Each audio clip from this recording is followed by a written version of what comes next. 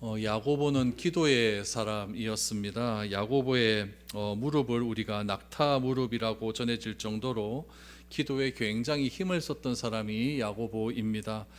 야고보가 기도에 전념할 수밖에 없었던 이유는 교회 안 밖으로 닥친 여러 가지 어려움 때문에 그랬습니다. 밖으로는 로마의 압제가 점점 심해져 갔고, 안으로는 밖에서 당한 고난우 때문에 성도 간의 원망과 시비가 굉장히 많아졌기 때문에 그렇습니다.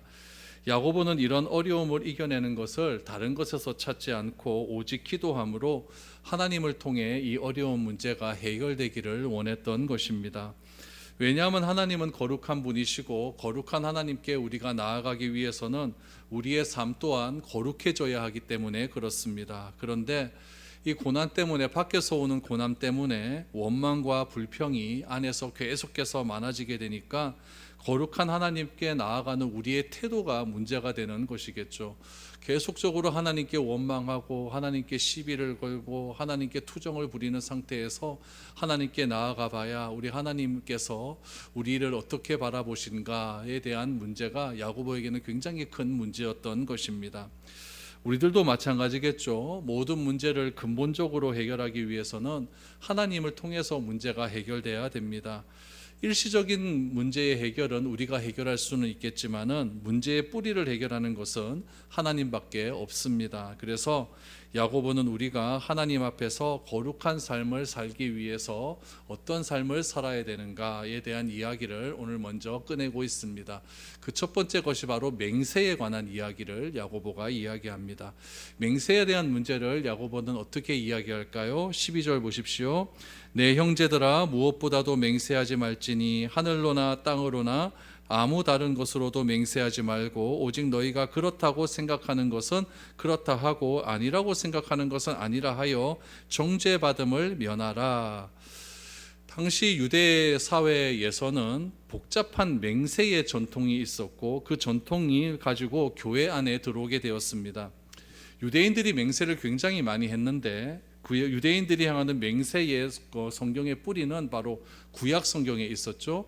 구약 성경에 나타난 근거를 통해서 굉장히 맹세를 많이 했습니다. 당시에는 구체적인 계약서가 존재하지 않았습니다.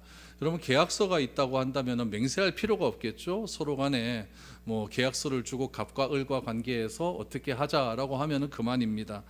그런데 구체적인 계약서가 존재하지 않았기 때문에 신뢰할 수 있는 어떤 약속, 협약을 성립하기 위해서는 구약 성경을 기반으로 한 맹세가 필요했던 것이죠. 여러분, 왜 맹세를 할 수밖에 없을까요? 못 믿으니까 그런 것 아니겠습니까? 그 사람을 믿게 되면, 그 사람 하는 말을 내가 다 수용하게 된다면 맹세할 필요가 없겠죠. 그런데 그 당시에는 교회 안에 너무나 다툼이 많았고 핍박으로 인하여서 원망과 불평이 많았기 때문에 교회 안에 성도들 간의 신뢰가 다 깨어져 버리고 말았던 거죠. 그래서 어떤 사람이 무슨 말을 해도 그 말에 대한 신뢰가 가지 않는 겁니다. 그럼 어떻게 하겠습니까? 내가 하나님을 두고 맹세한다, 이렇게 이야기할 수밖에 없죠. 그래서 맹세를 하게 된 가장 근본적인 뿌리는 무엇이냐면은 그리스도인들이 상대방에게 신뢰를 주지 못했기 때문에 그렇습니다. 그 신뢰를 주지 못했기 때문에 맹세를 할 수밖에 없는 것이고, 그럼 그 맹세를 지켜야 되는데 맹세를 또 지키는 것이 쉽지가 않아요. 그렇기 때문에 계속해서 불신이 일어나게 되는 것이죠. 그래서 오늘 본문 12절에 보니까, 하반절에 보면은 너희가 그렇다고 생각하는 것은 그렇다고 이야기하고 아니라고 생각하는 것은 아니라고 이야기하면 되는데 왜 그렇다는 것을 그렇다고 이야기하지 못하고 아니라고 하는 것을 아니라고 이야기하지 못해서 정죄를 받게 되느냐, 이렇게 야고보는 이야기하고 있는 것이죠. 그래서 야고보는 이야기합니다. 당시에 계속해서 하나님을 두고 맹세하니까 그 하나님을 두고 맹세하는 것 자체가 부담이 되지 않습니까? 하나님, 내가 누구와 이렇게 맹세를, 계약을 맺고 맹세를 하게 되는데 그 둘 사이에 맹세를 한다고 해서 누가 보증 쓸 사람도 없고, 그러니까 하나님을 끄집어내는 거죠. 하나님께서 이 일에 보증을 써달라라고 이야기하는 겁니다. 그래서 이 맹세가 어기게 되면은 하나님께서 벌을 내려주시면 된다라고 하는 생각이 굉장히 지배적이었습니다. 그런데 여러분, 하나님을 두고 맹세하는 것이 쉽습니까? 부담됩니다. 굉장히 부담되는 일이에요. 그러니까 이 사람들이 하나님 말고 딴 거 두고 맹세하자. 그래서 맹세하는 것이 하늘 두고 맹세하고 땅을 두고 맹세하는 그런 일들이 그 당시에 비일비재했다라는 겁니다. 그럼 우리가 이런 문제에 대해서 성경은 어떻게 이야기하고 있는가를 한번 살펴보아야겠죠. 구약 성경은 여러분 맹세를 하라고 할까요? 하지 말라고 할까요? 맹세에 대한 예가 많이 나올까요? 안 많이 나올까요? 굉장히 많이 나옵니다. 구약 성경은 굉장히 많이 나와요. 여러분 오늘날에도 맹세는 굉장히 많이 나오지 않습니까? 법원에서 증인 선서할 때 이렇게 맹세 서약하지 않습니까? 목사 안수 받을 때도 맹세하고 결혼 서약할 때도 다 맹세하고 어떤 일에 어떤 특별한 공적인 말의 증언의 어떤 신빙성을 더욱더 주기 위해서 맹세를 굉장히 많이 합니다. 그런데 그 서약하는 일이 맹세하는 일이 잘못된 경우에는 다른 사람을 속이려고 하는 의도를 가지고 서약하는 거기 때문에 굉장히 큰 징벌을 받게 됩니다. 여러분 성경의 대표적인 맹세의 예를 우리가 몇 가지 한번 살펴보았으면 좋겠습니다. 구약 성경에 나오는 제일 처음 나오는 맹세는 우리 창세기 21장 보시면 나옵니다. 21장 22절에서 24절입니다. 그때에 아비멜렉과 그 군대 장관 비골이 아브라함에게 말하여 이르되 내가 무슨 일을 하든지 하나님이 너와 함께 계시도다. 그런즉 너는 나와 내 아들과 내 손자에게 거짓되이 행하지 아니하기를 이제 여기서 하나님을 가리켜 내게 맹세하라. 내가 내게 후대한 대로 너도 나와 내가 머무른 이 땅에 행할 것이니라. 아브라함이 이르되 내가 맹세하리라 라고 말을 합니다. 무슨 말이냐면은 아브라함이 우물을 하나 팠어요. 우물을 하나 팠는데 블레셋 지역에다 탔거든요. 그랬더니 블레셋에 있는 이 아비멜렉의 군대 장관 비골이라는 사람이 있는데 그 비골의 신하가 그 아브라함이 판 그 우물을 내 거다라고 빼앗아가 버린 거예요. 그러니까 아브라함이 기분 나쁩니까? 안 기분 나쁘잖아요. 그래서 비골의 신하를 불렀어요. 그래서 막 뭐라 그런 거죠. 네가 내가 판 우물을 네가 왜 가져가? 라고 막 물어봤더니 이 비골이 자기 부하가 아브라함한테 족장한테 막 꾸지람을 당하니까 기분 나쁘잖아요. 그래서 자기 아비멜렉한테 일러버린 거예요. 그러니까 이제 아비멜렉이 아브라함에게 온 거죠. 그래서 서로 인정을 하게 되는 겁니다. 이 다툼의 원인이 결국 우리가 이 우물을 누가 팠는지 몰라서 그런 것 아니겠느냐. 그러니까 이 아브라함 네 우물 네가 판 거 맞다. 그리고는 네 후손 대대로 아브라함, 이삭, 야곱이 손자에 이르기까지 이 우물을 내가 건들지 않겠다라고 서로 간에 맹세하자라고 맹세를 한 겁니다. 그래서 그 우물을 뭐라고 했느냐? 부엘세바라고 해요. 부엘세바. 맹세의 우물. 그렇게 나온 겁니다. 이거 구약 성경에도 이렇게 맹세가 나오지 않습니까? 또 여러분 다윗과 요나단 사이에도 맹세가 나옵니까? 안 나옵니까? 나와요. 요나단의 아버지 사울이 얼마나 다윗을 죽이라고 얘기를 했어요. 그때 다윗과 요나단 사이에 우리 서로가 맹세하자. 우리 우정은 결코 변하지 않는 것이야. 이렇게 맹세도 한 그런 일도 있었고, 여호수아에 보면 정탐꾼을 숨겨준 라합을 살려줄 때도 맹세를 하지 않습니까? 너가 우리를 구원하였으니까 라합 너네 집과 너의 후손은 내가 너희를 꼭 살려줄게 라고 하나님 앞에서 맹세하는 그런 일도 나옵니다. 그러니까 구약에서는요, 하나님께서 어떤 일에 대해 맹세하도록 요구를 하셨습니다. 그러니까 구약적인 관점에서 본다면 이건 무슨 의미냐면은 하나님은 맹세하는 것을 지키기를 원하시는 거예요. 둘 간의 서로의 약속을 지키기를 원하셨고, 하나님의 이름에 의존하는 맹세이기 때문에 절대로 맹세를 그 둘 사이의 약속을 가볍게 여기지 말라라고 하는 의미에서 하나님의 이름을 걸고 맹세를 했다라는 겁니다.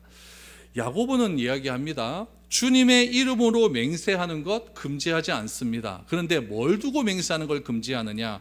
하늘이나 땅의 다른 것으로 두고 맹세하는 것을 금지하고 있습니다. 이런 야고보의 이야기는 예수님도 그대로 말씀을 하셨어요. 그러니까 야고보가 이 말을 하는 것은 예수님께서 하신 말씀을 그대로 인용하는 겁니다. 우리 마태복음 5장 33절 이하를 보십시오. 또 옛사람에게 말한 바 헛맹세를 하지 말고 내 맹세한 것을 주께 지키라 하였다는 것을 너희가 들었으나 나는 너희에게 이르노니 도무지 맹세하지 말지니 하늘로도 하지 말라 이는 하나님의 보좌임이요 땅으로도 하지 말라 이는 하나님의 발등상임이요 예루살렘으로도 하지 말라 이는 큰 임금의 성임이니라 라고 말합니다. 옛사람이라고 했어요. 여기서 말하는 옛사람은 구약 성경이 아니에요. 여기서 말하는 옛사람은 옛 랍비들을 이야기합니다. 랍비들의 전통에 의하면이라는 거예요. 랍비들이 한 말에 의하면. 그러니까 랍비들의 전통은 무엇이냐? 하나님의 이름으로 한 맹세만 구속력이 있는 거예요. 하나님의 이름으로 한 맹세만 지키면 되는 겁니다. 하늘이나 땅의 이름으로 맹세한 것은 안 지켜도 돼요. 오직 하나님의 이름으로만 맹세한 것을 지키면 된다라고 하는 가르침이 랍비의 가르침이었다라는 것입니다. 그래서 만약에 하늘이나 땅의 이름을 가지고 맹세를 했다라고 하는 것은 그 약속을 어겼더라도 거짓 증언의 죄에 해당되지 않는다라고 가르쳤습니다. 그래서 여러분, 그리스도인은요 반드시 기억해야 될 것이 무엇이냐면은 예 할 것은 예라고 이야기해 주고 아니오라고 할 것은 아니오라고 이야기해 주어서 그 사람이 신뢰 있는 삶을 살 수 있도록 그런 삶을 살아가는 것이 진정한 구원받은 삶이다라는 이야기죠. 그래서 예수님도 말씀하셨어요. 땅으로도 하지 말아라. 그렇게 맹세 헛되게 막 지킬 것 같으면은 땅으로도 하지 말아라. 왜 땅으로 하지 말입니까? 하나님이 발등상이다. 하늘로도 하지 마라. 하늘은 하나님의 의자 아닙니까? 하나님께서 의자를 딱 가져 높은 의자에 앉으니까 발바닥이 발이 땅에 앉으니까 그 땅에 이렇게 요만큼 위에 올려주는 게 그게 발등상이에요. 땅은 발등상이. 예루살렘 성 갖고도 하지 말아라. 그건 하나님의 성이다. 그러니까 지키지도 않을 맹세 하지도 말아라 이 얘기예요. 그러니까 맹세는 해도 괜찮습니다. 해도 괜찮은데 지켜야 된다는 이야기죠. 중요한 것은 우리가 신뢰감이 있고 우리 말에 사람들에게 대할 때에 믿음이 있는다고 한다면 굳이 맹세할 필요는 없지 않겠습니까? 근데 내가 신뢰감이 없는 삶을 살게 되니까 그럼 너 그 내가 뭐 뭘로 믿노? 그러니까 네, 하나님 이런 거 있고 맹세할게. 요즘은 찍고 할게 이렇게 하잖아요. 그렇죠? 엄마 찍고 할게.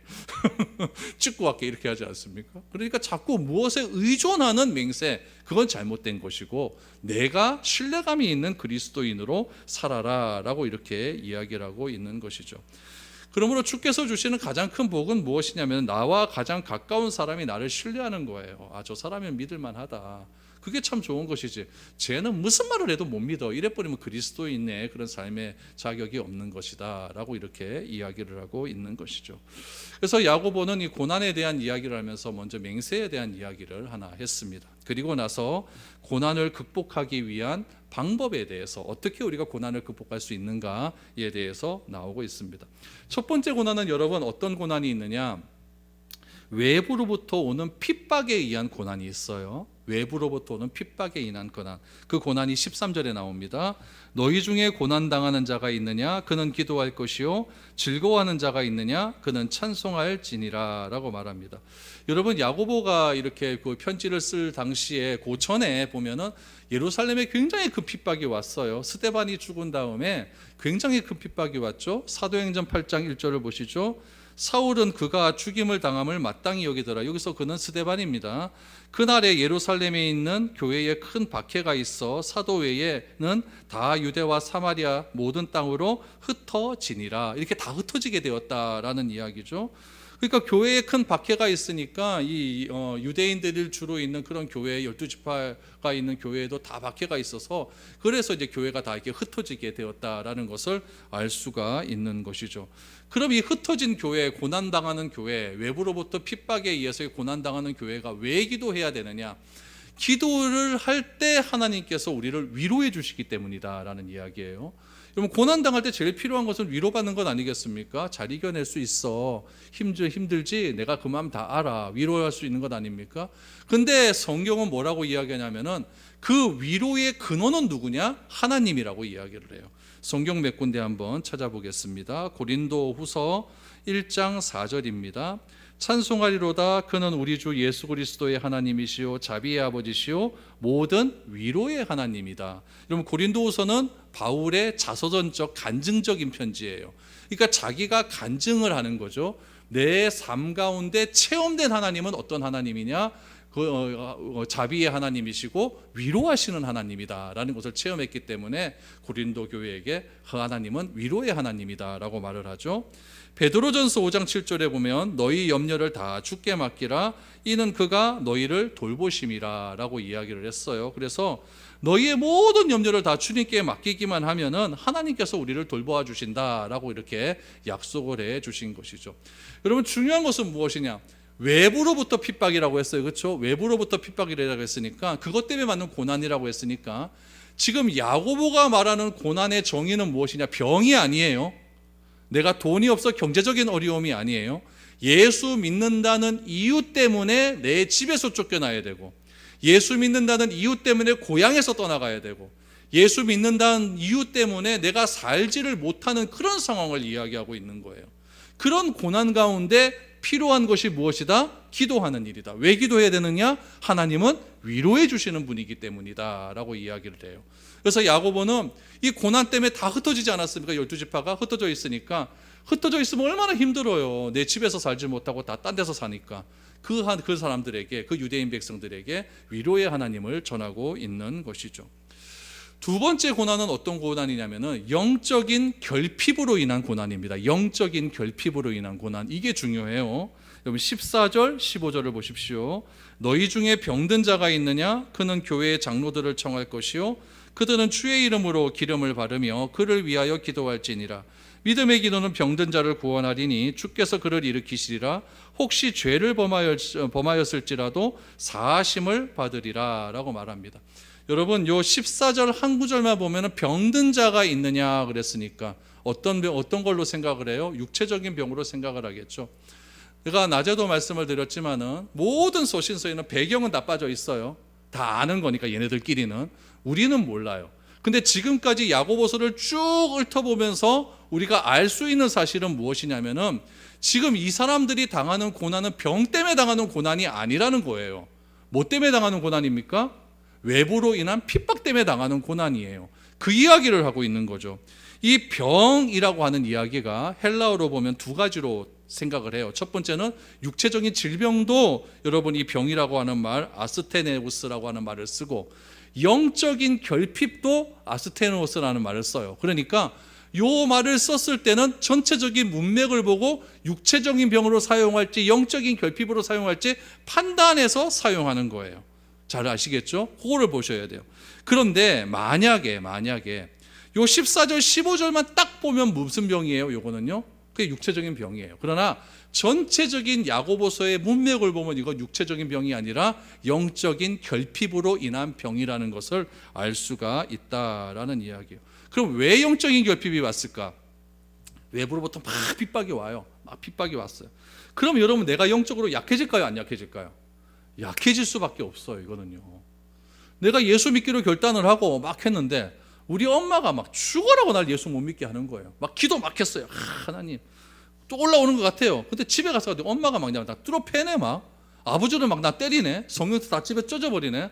이러면요 내가 예수 믿는 게 맞는가 이런 생각도 들고, 왜 하나님은 내가 기도했는데 이런 기도 안 들어주시는가 이런 생각도 들고, 그러다 보면 굉장히 막 회의감이 막 든다는 이야기죠. 이게 영적으로 약해지는 거예요. 이런 약해진 상태를 뭐라고 이야기하느냐? 병든 자가 있느냐 이렇게 이야기해요. 집 떠나죠. 외부로부터 핍박 오죠. 직장 다 잃어버리죠. 자기 그 조합에 가입 못하니까 경제적으로는 굉장히 어려워지죠. 저 옆집 사람은 예수님 부인하고 나서 뭐 50% 60% 할인된 거 사는데 나는 그 정상가보다 10% 더 20% 더 비싸게 주고 사죠. 짜증납니까? 안 짜증납니까? 내가 예수 믿는 게 맞아? 막 이런 생각 들면서 막 굉장히 낙심되고 막 다운되는 일들이 굉장히 막 일어나게 되는 것이죠. 이런 상태가 되면 여러분 기도가 나올까요? 안 나올까요? 안 나옵니다. 진짜 힘든 일이 있으면 기도가 안 나와요. 그럴 때 어떻게 해야 되느냐? 그때 어떻게? 누구의 도움이 필요하다는 이야기예요. 그런 도움을 제공할 분을 누구라고 이야기합니까? 교회의 장로님이다라고 이야기를 해요. 이 장로님들은 그 당시에 믿음이 굉장히 강건하신 분들이었어요. 믿음이 강하다는 것은 하나님께서 나에게 은혜로 주신 구원을 내가 확실하게 믿는다라고 말씀을 드렸죠. 믿음이 강건하신 분이고 또한 성숙한 신앙을 가지신 분들이에요. 미성숙한 신앙을 가지신 분들은 뭐라고 이야기하냐, 그런 사람들을 보면은 그런 고난 극복해야 되지 뭐 그런 것 같고 그래 이렇게 말할 수 있어요. 그러나 성숙한 신앙을 가진 사람은 그 사람들의 상황을 이해를 해주는 거예요. 저럴 수밖에 없겠지. 저렇게 힘든 상황에 처했는데 어떻게 그래 그렇게 낙심이 안 될 수가 있겠어. 이런 분들이라는 이야기죠. 그래서 이런 성숙한 신앙을 가지신 분들이기 때문에 영적으로 연약하고 침체된 분들은 장로님께 나아가서 그들의 능력을 의지하라는 거예요. 왜 장로님들의 능력을 의지할까요? 하나님은 안 보이는데 장로님들은 보이기 때문에 그래요. 그러니까 장로님을 통해서 하나님께서 역사하신다는 것을 인정을 한다는 이야기죠. 특히 장로님들을 어디로 초청을 하라고 합니까? 집으로 초대해라 라고 이야기를 해요. 여러분 지치고 힘이 없을 때 교회 성도들이 취해야 할 태도는 무엇이냐면은 장로님들을 에게 도움을 청해야 되는 거예요. 오늘날의 장로는 목사도 장로고 장모님도 장로입니다. 목사는 가르치는 장로, 그냥 이 장로님들은 치리하는 장로 이렇게 나뉘어요. 그래서 신방을 요청해라라고 이야기를 합니다. 이와 같은 기도는요, 목회자가 또 장로님들이 수행해야 될 가장 중요한 덕목 중에 하나예요.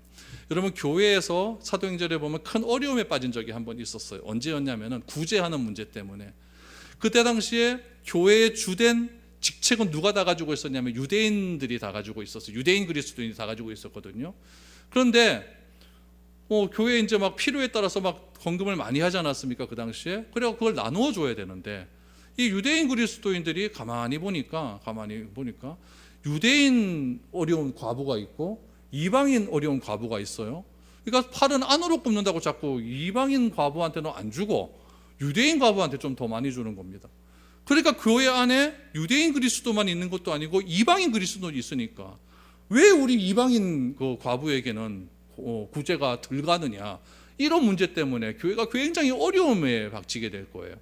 그래서 이게 더 이상 이래서는 안 되겠다라고 해서 이 사도들이 결단을 내리죠. 뭐라고 결단을 내리냐? 사도행전 6장 4절에 보시면 우리는 오로지 기도하는 일과 말씀 사역에 힘쓰니라 하니라고 이야기해요. 그러니까 교회의 사도와 장로들은 기도의 우선성을 선언한 겁니다. 기도의 우선성. 특히 여러분, 오늘 본문 말씀에 보면은 기름을 발라라라고 하는 게 나오지 않습니까?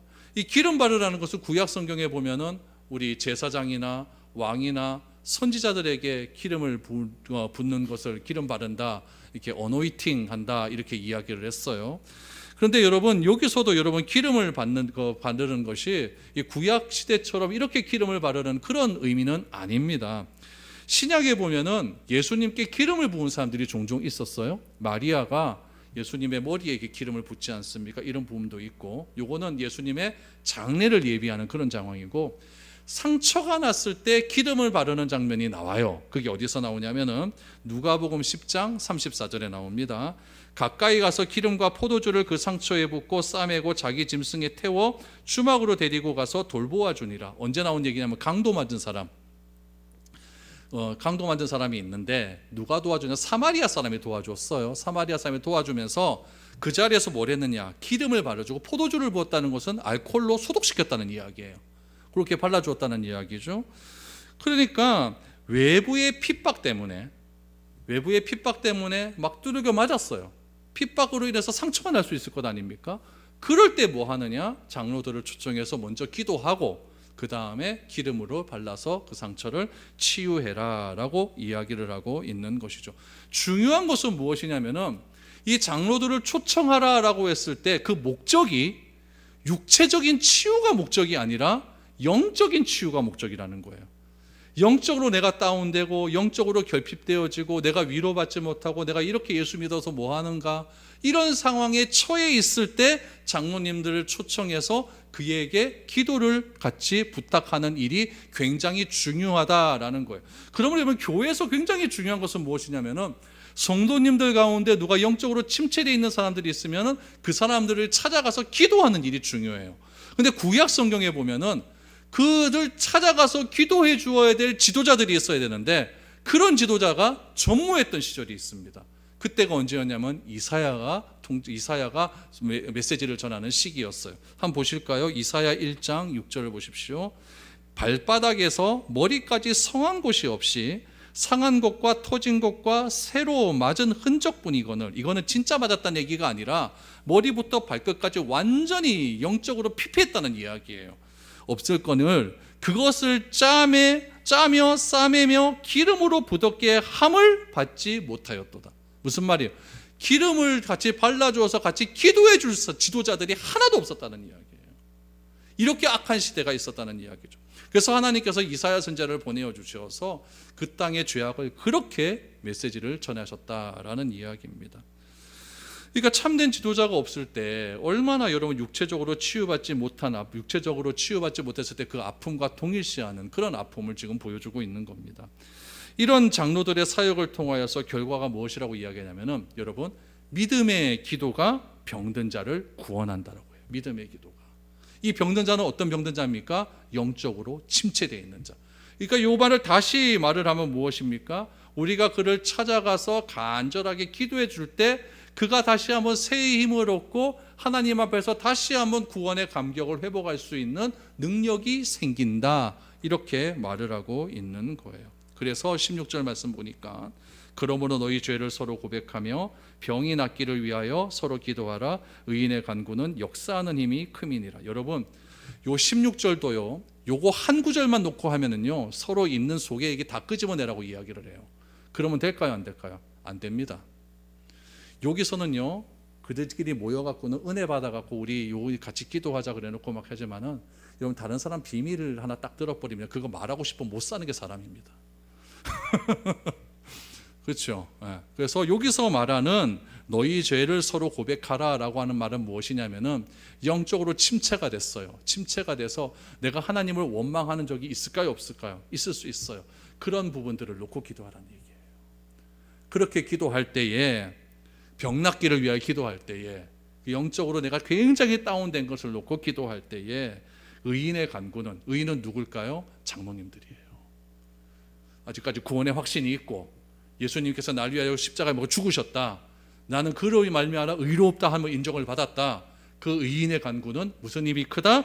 역사하는 힘이 크다라고 이렇게 이야기를 하고 있는 것이죠. 그러므로 서로 이렇게 아프고 힘든 분들이 있으면은 우리 교회 안에서도 우리 식사하고 나서 저 방에 들어가서 같이 기도해 주는 그런 마음들, 그런 것들이 필요하다라는 거예요. 그래서 뭐 저한테도 살짝 이야기하면 우리 같이 기도하자, 이렇게 해서 같이 기도할 수 있는 그런 것들이 진정한 교회의 그런 은혜 아니겠습니까?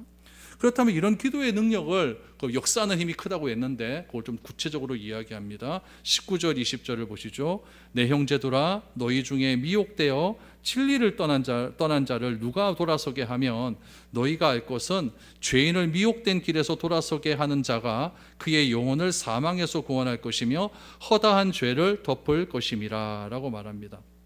그러니까 야고보가 지칭한 너희는, 여기서 너희는이라 나오지 않습니까? 고난 때문에 기도가 필요한 그리스도인들입니다. 너무 심한 고난을 받으니까 기도할 힘도 없고 어떻게 하나님께 나아갈 수 있는 힘도 없고 그런 사람들을 이야기하는 거죠. 그래서 장로들의 돌봄이 필요한 연약하고 낙심한 그리스도인들이겠죠. 또한 교회의 성도들의 도움이 필요한 그런 분들을 오늘 야고보는 내 형제들아 너희 중에라고 이야기해요. 너희 중에. 이런 분들이 교회 안에 굉장히 많아요. 그래서 교회가 해야 할 일은 이런 분들을 다시금 그리스도께로 돌아오게 하는 일이에요. 하나님의 말씀에서 떠난 사람들입니다. 그들이 떠난 이유를 오늘 야고보는 19절 20절에서 뭐라고 이야기하냐면 미혹되었다. 결국 고난이라고 하는 것이, 내가 예수 믿는 것 때문에 육적인 어려움을 당하는 것이 결국 미혹된 일이다라고 이야기를 하고 있는 거예요. 그래서 야고보는 참 이게 좀 표현이 좀 거칠지만은 이 미혹되어 진리에서 떠난 사람을 뭐라고 표현합니까? 죄인으로 표현을 해요. 죄인으로. 그러니까 내가 막 육체적으로 흔들리고 어려워서 하나님이 진짜 살아계셔? 하나님이 진짜 나 사랑하시는 거 맞아? 하나님이 날 구원하신 거 맞아? 그렇다면 나를 왜 이렇게 놔둬? 이렇게 말하는 것 자체가 굉장히 미혹된 일이라는 이야기예요. 그런 사람을 향하여서 하나님 나가서 같이 기도해 줌을 통하여서 그들이 다시 진리로 되돌아가게 하는 것이 교회의 역할이다라고 말을 하고 있는 것이죠. 그러니까 성경은 말을 해요. 성경은 죄인을 뭐라고 이야기하냐면 뭐 도둑질하고 뭐 욕하고 이게 죄인이 아니라 그리스도에게서 떠난 사람이 죄인인 거예요. 그런 사람은 죄인. 그런 사람을 구원하시기 위해서 예수님께서 오셨다.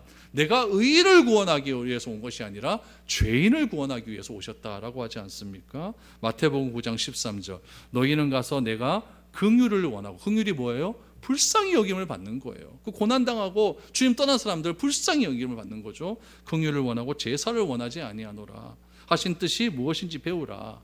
나는 의인을 부르러 온 것이 아니요 죄인을 부르러 왔노라 하시니라. 그러니까 결국 이 마태복음 9장 13절에서 긍휼을 원하고 제사를 원하지 않는다라고 하는 이 말의 해석이 오늘 야고보서에서 그대로 다 나온 거예요.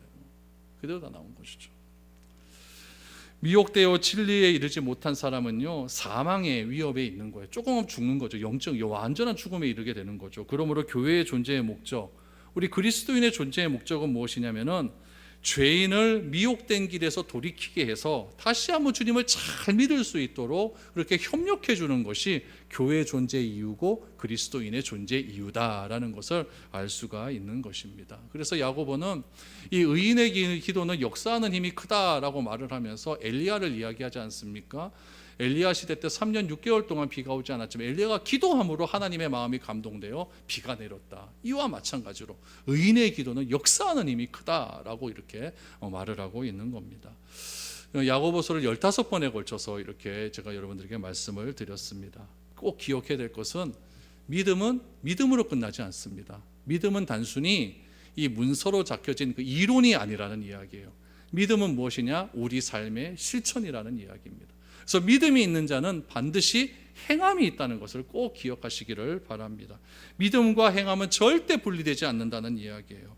우리에게 믿음이 있다면 진리에서 벗어나 고통 가운데 있는 사람을 절대 외면하지 않는다라는 것이 야고보의 권면입니다. 그것이 교회 존재의 목적이고 내가 예수 믿어 구원받은 이유다라는 이야기죠. 여러분, 야고보서의 말씀을 잘 기억하셔서 우리의 행함을 통해 많은 사람을 구원으로 이끄는데 소중한 역할을 감당할 수 있는 저와 여러분들의 삶이 될 수 있기를 바랍니다. 그래서 우리의 믿음이 행함으로 증명될 수 있다라는 것을 잘 기억하셔서 내가 지금까지 존재하는 이유가 바로 이런 일을 위해서 존재하는구나라는 것을 우리가 다시 한번 기억하며 실천하며 나아갈 수 있는 저와 여러분들의 삶이 될 수 있기를 축복드립니다.